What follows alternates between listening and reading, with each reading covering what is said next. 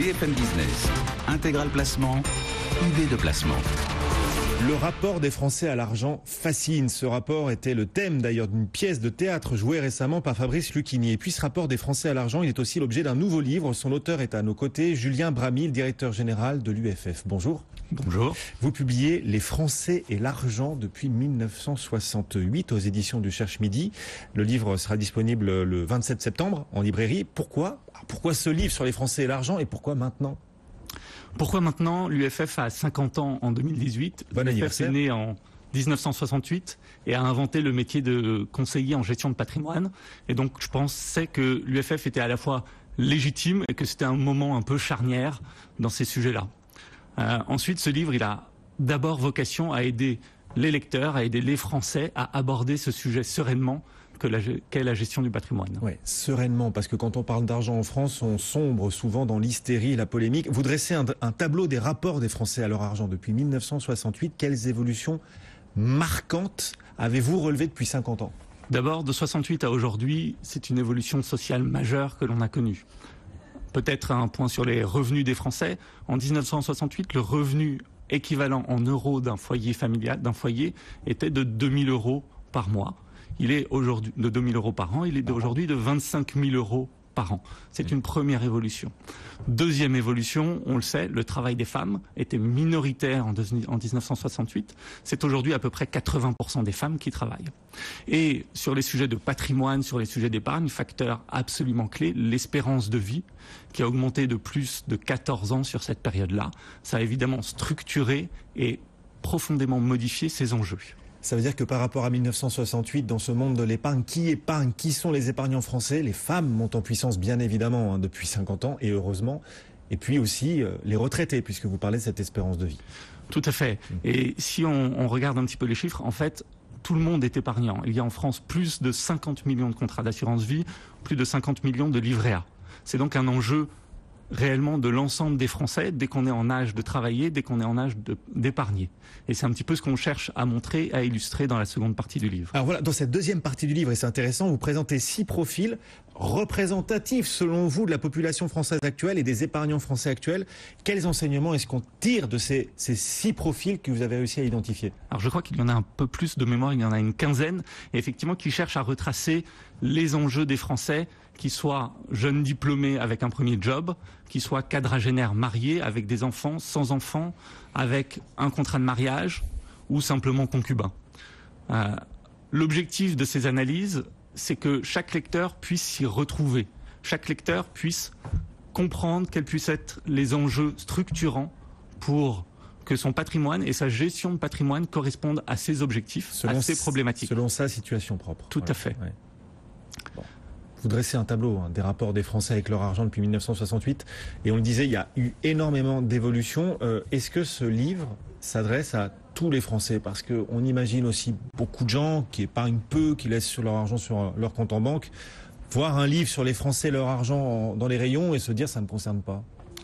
Alors encore une fois, plus de 50 millions de contrats d'assurance vie en France. C'est donc que l'épargne, c'est bien un sujet de tous les Français. Et la gestion patrimoniale, ce n'est pas le sujet des riches. C'est le sujet, je crois, de tous les Français qui sont en âge d'épargner. Parce que, et je pense que c'est quelque chose que le livre montre bien, la gestion patrimoniale, c'est des produits financiers, mais c'est aussi une analyse civile, c'est aussi des choix juridiques. Et c'est l'architecture, c'est l'alliance de ces différents éléments qui forment une gestion patrimoniale adaptée à sa situation propre. Et ça, c'est à n'importe quel âge et dès des revenus récurrents, dès les premiers jobs. Alors justement, est-ce qu'il y a des âges comme ça où on franchit des étapes, où on doit épargner de façon différente? Voilà, j'ai 30 ans, il faut que je privilégie tel type de placement, j'ai 50 ans, tel autre type de placement. Il y a comme ça un chemin qu'on peut conseiller à nos auditeurs. Alors, à chaque âge, ses objectifs, clairement. Pour quelqu'un qui a 25-30 ans, l'objectif, ça peut être d'épargner pour un premier appart, ça peut être d'épargner peut-être pour un master ou un cycle d'études supplémentaires. Quand on est quadragénaire, on est souvent dans une première préparation de retraite et aussi parfois de l'étude des enfants parce que, on le voit bien, les écoles de commerce, les écoles d'ingénieurs, ça coûte de plus en plus cher. Et puis quand on est senior, là on est dans une double problématique, assurer des revenus récurrents pour compléter sa retraite et préparer également la transmission. Est-ce que les Français sont prêts à prendre des risques? C'est l'objectif du gouvernement à travers les diverses réformes, la loi Pacte aussi qui est en cours d'examen à l'Assemblée nationale. Est-ce que vous les sentez à travers ce profil que vous avez réussi à dresser sur 50 ans d'expérience? Est-ce que vous sentez qu'ils peuvent mordre à l'hameçon? L'aversion au risque en France est effectivement un vieux sujet et je pense que c'est vrai depuis ces années 60. Quelles origines? Peut-être une origine culturelle, mais moi je serais plutôt à penser que la première origine de cette aversion au risque, c'est la méconnaissance. La méconnaissance des sujets patrimoniaux, la méconnaissance des sujets économiques et financiers. Il y avait eu une étude Allianz qui montrait que les Français étaient le peuple ayant la plus faible culture financière d'Europe. Oui, il y a plusieurs études qui montrent ça et je pense que là où on doit collectivement faire un effort, c'est aider les Français à s'y retrouver. Vous parliez un petit peu avant mon intervention de ces concours l'épine fiscale. Ça rend les choses évidemment encore plus difficiles pour les Français. La stabilité fiscale serait un atout important pour que les Français puissent se retrouver dans cette difficulté. Oui. Le gouvernement, quand il présente ses réformes pour flécher davantage l'épargne vers l'économie productive, vers les entreprises, il présente ces réformes comme un outil utile au financement des entreprises, mais on l'entend finalement peu présenter ces outils comme utiles pour les épargnants. On l'entend souvent plus sous l'angle des entreprises que des épargnants. Et c'est vrai que ce que tout bon marketeur sait, c'est que si on veut qu'un produit fonctionne, il faut qu'il soit adapté aux clients.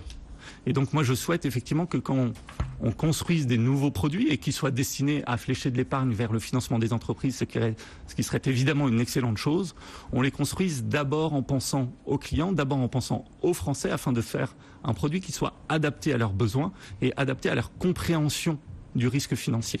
Oui. Et ensuite, les institutions financières sont là pour transformer ce risque et réellement investir dans ces PME françaises. Alors, il y a les conseillers en gestion de patrimoine, bien sûr, qui peuvent aider à évangéliser sur ces produits parfois complexes, mais qui peuvent apporter plus de rendement. Les conseillers en gestion de patrimoine, les fintechs aussi, qui montent en puissance. Comment vous les voyez, vous, l'UEFF, acteur historique, vous le disiez, dans ce monde du conseil, ces fintechs qui montent en puissance au service aussi d'un public le plus large possible?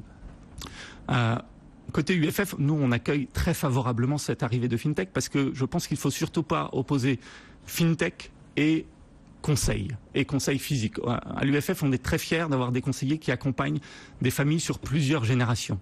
Et les FinTech, ce sera un plus.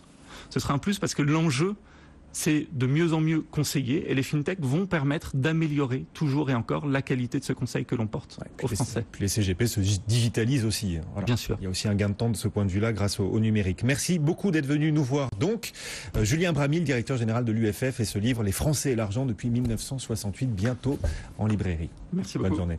Tout de suite,